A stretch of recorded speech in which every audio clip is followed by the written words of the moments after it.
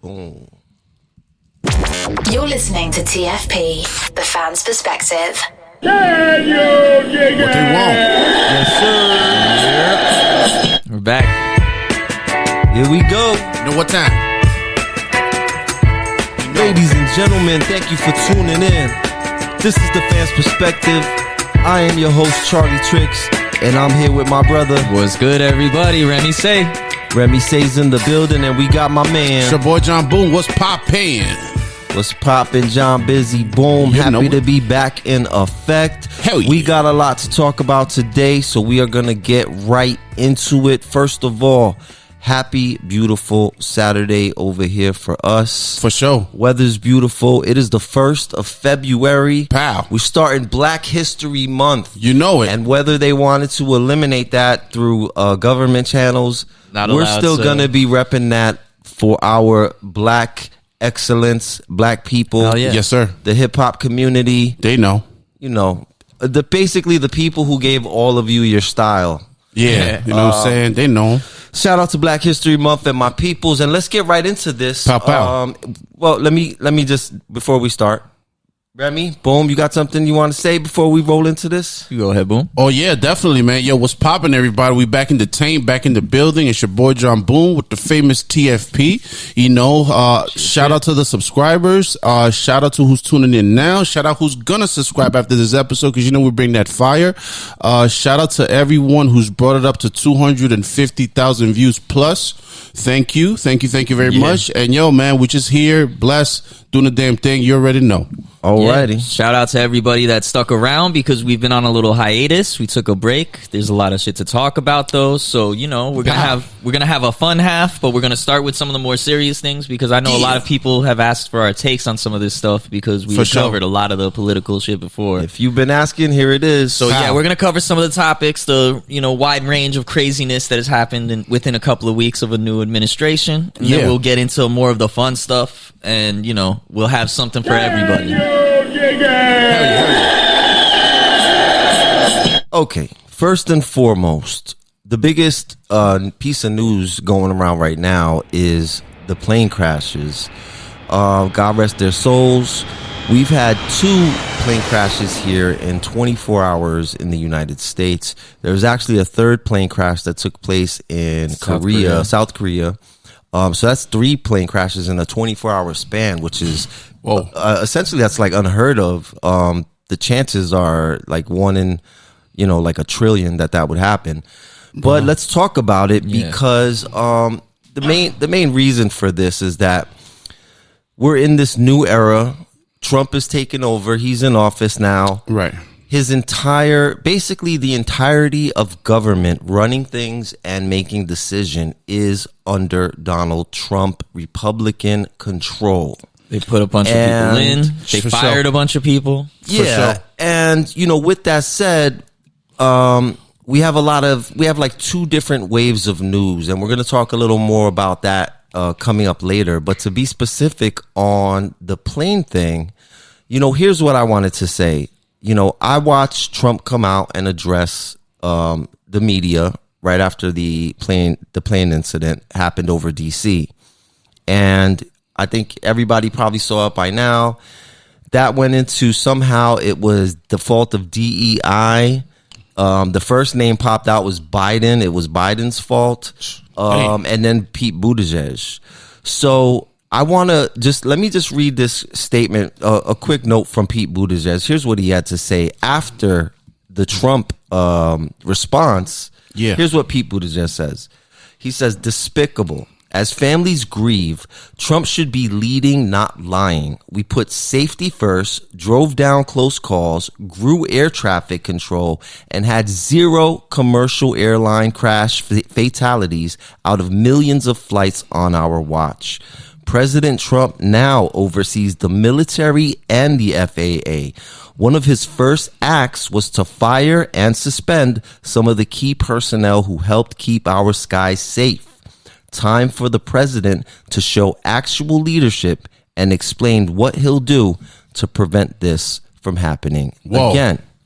Now, on its face, we should know a few things.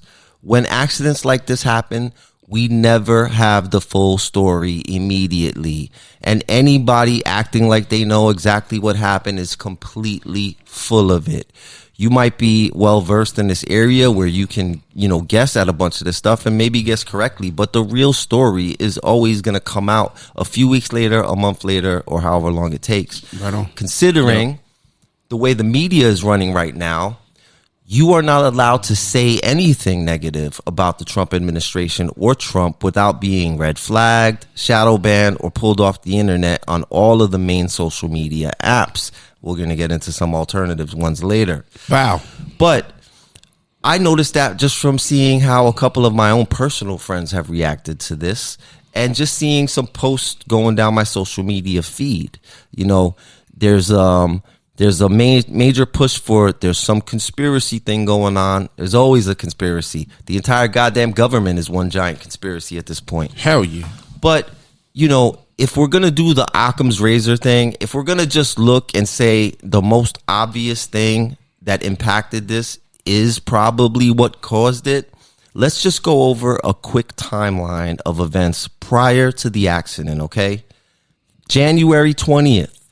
The FAA director fired. This is at Trump's whim, and Now, most people are saying Elon, Just basically. to slightly correct that, he resigned because he was expecting to be fired.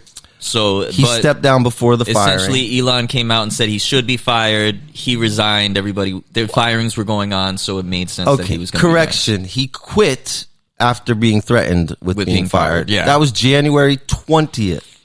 January 21st, air traffic controller hiring is frozen. They can no longer bring on new people.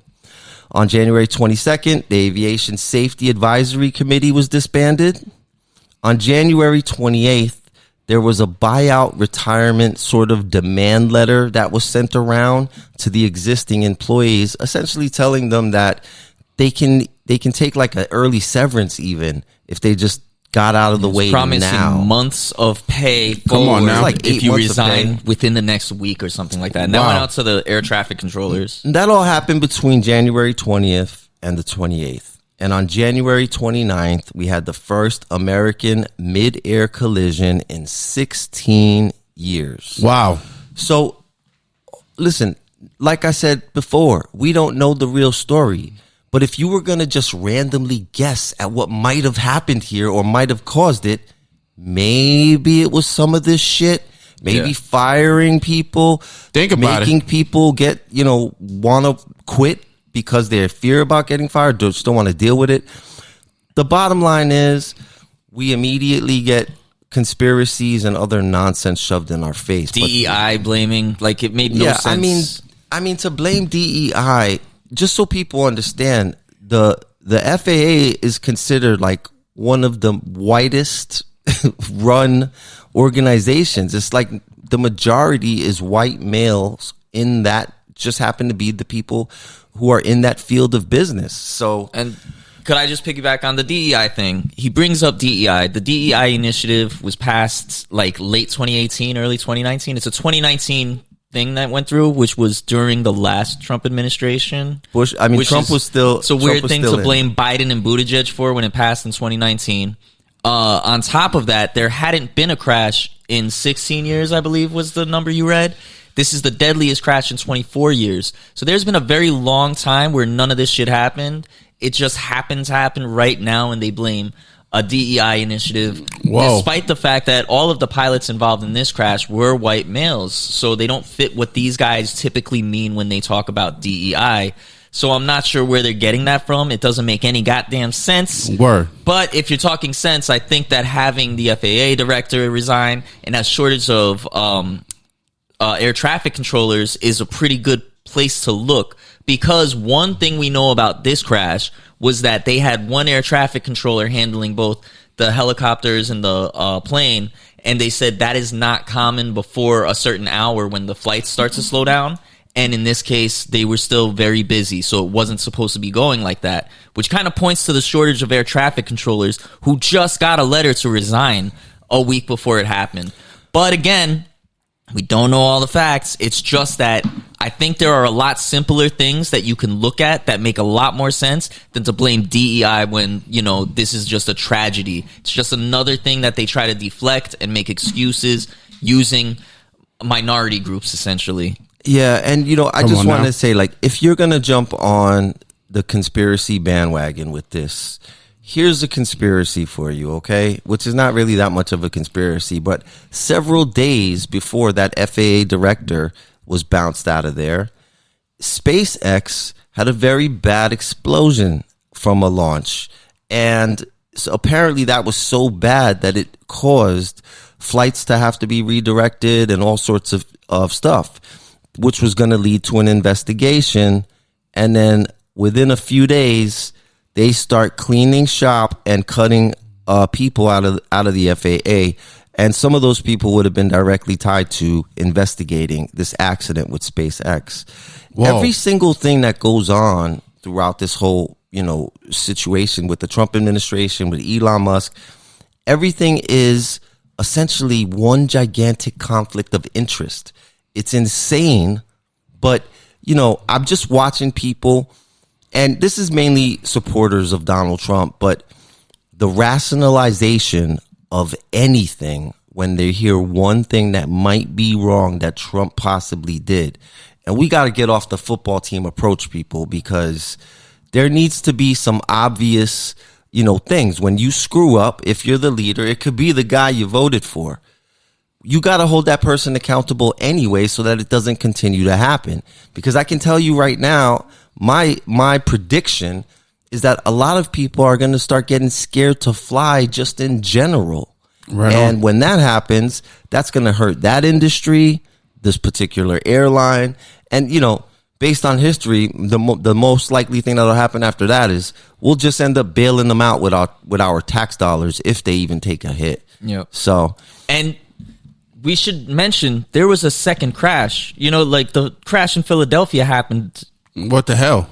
On last night there was the crash. For sure. There was an additional accident, and that was right over a suburban neighborhood. Word up, crazy. A suburb around Philly. Right. Yeah, I didn't even bring that up, and the reason is because I don't have the details on that accident. So recent. Yeah. Now, what I could do is just lump that all in here, and this is just another accident caused by all this, cutting these departments down without people ready to replace and take over. And, as far as circle back to DEI, I don't know if anybody else is watching the people who are being selected by Trump's, administration, but these people don't seem to be getting selected based on meritocracy in any goddamn Their qualifications are ass compared to the other administrations, prior administrations. Their experience does not compare whatsoever across the board. It just all seems very fugazi, very shady. It is a tragic event. We should all take a little pause, let the investigations play out, but, stop jumping up to defend your goddamn team without having any of the facts in front of you, especially if they always seem to lead in the same direction. I mean, come on. Hey. Anyway, all right, let me not drown out the whole story with this, but yes. Can you dig it? What else do we have on that? I think speaking on blaming minority groups for all of their issues and any woes that they have, I think Boom wanted to jump in and speak on I gotcha. Some firsthand experience with the immigration system and, some of the madness going on with that. Exactly. So we're going to get right into it, man. Now let's get it. If you're familiar with the show, you know how I feel about local news. The closer to Lodi, that's Lodi, New Jersey, the closer to beef. Now, the current situation with ICE, as you know, U.S. Immigration and Customs, is real in the field. A little bit over a month into the year, our new 47th President Trump came out swinging with executive orders. Now, one particular is protecting the American people against invasion, which when Trump signed that executive order, 11 million immigrants, undocumented immigrants, became eligible to be deported. Now, according to the Trump administration, they're not breaking state state laws. They're not breaking federal laws, but they're breaking our nation's laws. So besides the criminals, essentially, and rapists and whatever he calls that are being deported, regular people like me and you could possibly be deported as well. Could I just add to that real quick? Sure. That before the Trump administration, this was not how things were run. If you were here without documentation, but you applied and you were working on it, it wasn't like instant deportation. You'd get a hearing potentially, which is where Obama's catch and release program was implemented. When they paired that with a social worker, upwards of I think it was more than 95% of the people who got their case time were there for the processing. They just needed a social worker or someone to help them through the process to avoid miscommunications, because it is a complicated system, which you can speak to. But either way, the idea that just by being here undocumented, you are like a lethal criminal that needs to be deported, is completely brand new. That was not how it worked. Even during the Bush administration, throughout Obama's administration, and before that, it wasn't like that. So I just want to stress that this is new. They're changing definitions to make it fit. But crazy, you could crazy. keep going, brother. No doubt, pal. So now my objective, because I'm not about the politics, I'm not about all that, but I am about local news, and I am familiar with how it feels to feel like an illegal immigrant when you lose your identification. So just to let you know, if you're familiar with the show, I've had the story said before. As you know, back in 2015, myself and a couple of my bros were in a fortunate fire. During that time, I lost my green card for a couple months. Later, I applied to get my green card replaced. But this was about 6 to 7 months before President Trump was about to become the 45th president. Those 6 to 7 months before I applied to get my green card replaced, I got a phone call from my mom's first. Shout out to my mom. And I got a follow-up phone call from my two aunts, stressing the importance to not wait for my green card replacement, but to apply to become a U.S. citizen. So I decided to take those steps. Now, my application was submitted 6 to 7 months before the Trump administration took over. During that time, my application was frozen for 18 months. Now, 18 months, the application was frozen. They couldn't necessarily, because they were making some new policies, upgrading just like they're doing now. And my application was frozen for 18 months. Then an additional 12 to 14 months. We ran into COVID. COVID delayed it again. And now in 2023, I officially became a U.S. citizen. Now, like Remy was saying, what I'm saying as well, I understand everyone's panicking. I understand that everyone's scared, but you do have rights as well. And what I want to do is leave people here in New Jersey, some people that are helping, and you can, before you just decide to leave the country, if you are just somebody with an expired visa, etc., I would recommend for you to go to New Jersey Alliance for Immigrants and Justice. I'm sorry. Let me say that one more time. Google New Jersey New Jersey Alliance for Immigrant Justice. Put that in Google, find out. This is a great group that are helping people like yourself that are undocumented, have been working here for years. Explain to them the situation to them. They got email, they got focus groups, they got a bunch of things that they do in order to help. Also, if you want to go to fairus.org, that's fairus.org as well. So it's fair. So it's fairus.org, ORG. Go to fairus.org.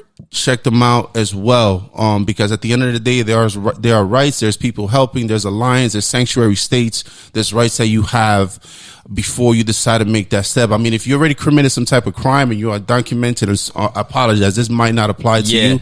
But for the regular people, the people that are working at the laundromat that are scared, the barbers out of the Dominican barbershop that I go to get my hair cut at that are scared and left, people like that are just regular day to day, please.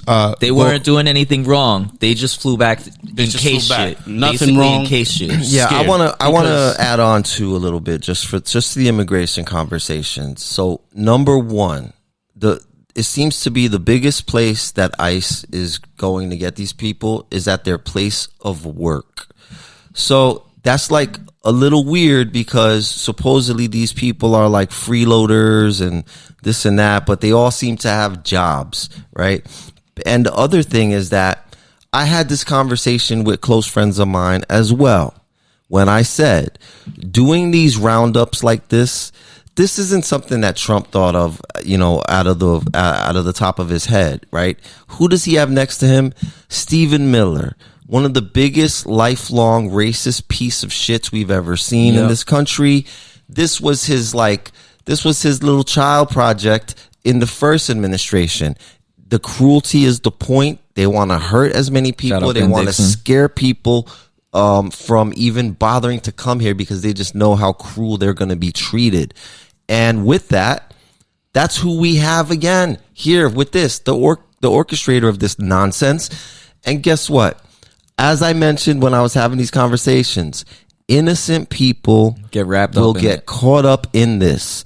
People who are citizens, people who have not committed crimes, and the biggest pushback I heard from people I know was just the criminals. They just want the criminals. Bullshit. It's what an never, obvious ever crock of shit. Just the criminals with these pricks. So I've already went over multiple cases, multiple reports of Puerto Rican people speaking Spanish and getting round up and detained because of that. That was in Milwaukee. There's a story about a family in Milwaukee where multiple people in that family were arrested and brought in despite being Puerto Rican. And for those who don't know, Puerto Rico is a U.S. territory. Being born in Puerto Rico, you are a U.S. citizen. So these idiots took them in anyway. They had to have documentation brought to the place. So that's one other thing. Yeah. If you're concerned at all because they're just targeting brown people, or if you speak Spanish anywhere in public, having documentation near or somewhere where you can have a loved one get to it quickly is a good idea, just to be safe. Have your documentation handy. Don't have it missing or something. Make sure you know where it is. Yeah, and to be clear, I'm already on about my fourth different story of multiple Puerto Rican people being caught up in these raids. Now, eventually they were released, but they go through the entire process of getting rounded up with these people, taken to a detention center. They're not even allowed to speak to the people. They won't listen to them when they're trying to explain. And eventually, thankfully for these people, they were able to say, hey, no, this is the case, show their citizenship and get out of the situation. But that's, the point is that that's not going to be for everybody. Word up. Some poor American dude, non-criminal person or whatever is going to be bounced out of here for no reason if it hasn't happened already. We already have a case where a veteran had this happen to them. So the point is, while everybody's so happy-go-lucky, like this is a great thing, I wish I could believe that this is strictly to target criminals in the country. They got a quota. But it just never seems to work out that way. Just a quota to me. And with Stephen Miller being the architect, how can you look people in the face and say that you believe that the cruelty is not the point? That they're just not trying to hurt whoever they can and stop brown people from coming? It's just weird as hell, So I just want to add that in there to the immigration thing. Yeah, let me just piggyback to, I just want to stress that when John spoke about his efforts to become a U.S. citizen in the application, there were multiple delays. The process was frozen. He didn't just apply, it happens, and he's good. It took years of waiting where if something like this was going on, a mistake, some goofy ass overzealous dude looking for extra arrests could have screwed John over and it could have been a mess. It could have been a mess. And Boom is a citizen. He's been here as long as I've been, high school. Since I've been in high school, how many years have you been in the US, I've been in the U.S. since 1994, 95? Yeah. But the thing is, this is like, I've never felt so scared until the first Trump administration took over to be a legal permanent resident green card holder. You know what I'm saying? Like the fear that my family, not the fear, legal but permanent resident. He was already a legal permanent resident. Legal permanent resident. Had to be scared. And I had so you know what I'm saying? I thank my family to pushing me to be a U.S. citizen, because my ego also took over. I said, hey, I'm a legal permanent resident.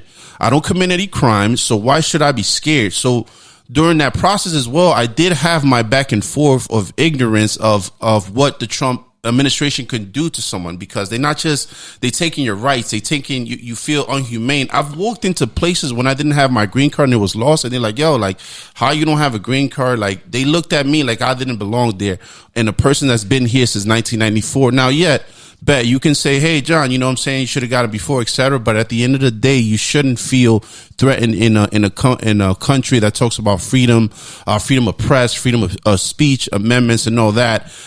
You know what I'm saying? You shouldn't have the type of fear. When you're here and you haven't done anything wrong. Exactly. And the last thing I want to say about this topic is that, you know, to my people that have a green card, have a legal permanent resident, if you qualify, please, I urge you to apply to be a U.S. citizen. There's no reason for you to be out here with a green card if you've been here more than 5 years. Mm-hmm. So please apply for it, get that going, because any little thing, DUI, traffic stop, can lead to you being detained by bullshit. ICE. That's the real shit right now. Let me just throw in, Boom listed some New Jersey resource, and also I think a more national resource. FAIR is, you know, I think they have national help. But also, if you're from another state, look around. There are groups in every state that are going to help you with these types of situations. There are groups that will give you advice that are put together for that specific reason. It's worth looking into it before anything. And I also wanted to mention that beyond all of this, we've got the Trump administration pushing to end birthright citizenship, which is absolutely nuts. 14th Amendment stuff. And right on. Anybody that wants to debate that, you're out of your damn mind. I'm not debating that birthright citizenship should be the way things are. Sorry, just no respect to you whatsoever. Fuck out of here. And beyond that, I also want to mention that there were a bunch of people who did the proper channels, were going through their process, and had that shit completely turned off, and were told, it's over, sorry, I know you've been waiting, you're out. You don't even get to your hearing or anything. Stay over there. And that's bullshit too. I've heard stories of people in Afghanistan who helped the soldiers there while our troops were over there, who now cannot get their kids into the U.S. I've seen stories of people who were waiting at the Mexican border for their time to get their hearing and have a chance to come in, who are, in tears, broken up because they waited all this time, and now they're told, nah, never mind, you don't even get a shot. That type of thing is not necessary. Those people are doing all the legal means. You don't get to say that they're doing anything illegal. They were doing everything properly, and they still got shut out. So the idea that it's just the criminals is a joke. It's an absolute joke. Bullshit. All you have to do is look around, and I'm not trying to argue that. It's obvious bullshit. You're full of shit, or you don't know. Open your damn eyes, look around, look at the stories that they're not showing you wherever you're looking in your little bubble of information. Yeah, and just one last thing on that. I mean, really, just ask yourself, all right? Especially if you know me personally, this is for you, okay? How much better is your life today because they started cruelly rounding up people and cutting off, asylum and whatever else, right? No doubt that I believe there was a problem at the border, but it's just the way that these people go about it, where cruelty is the point that just makes me sick. And having Captain Nazi over there be in charge of this, that's really just makes it worse. But ask yourself, is your job better? Is your life better? Are you healthier? Did prices dramatically come down because there's eggs cheaper? Like, what is the impact on you personally to watch these families get tossed out like that? I'm just curious. So if you have a good story about how this has really helped you out, then leave it in the comments. I want to hear about it. Yeah, I'll tell you a negative impact to people right now. The 2 barbers that they took away out of the barber shop, now people can't get groomed because of this stupid shit. You know what I'm saying? Hardworking men in a barber shop, but hey, they must have been doing some. They cut somebody's hair wrong. What the fuck? Let's roll out for that. And with that, Can you dig it?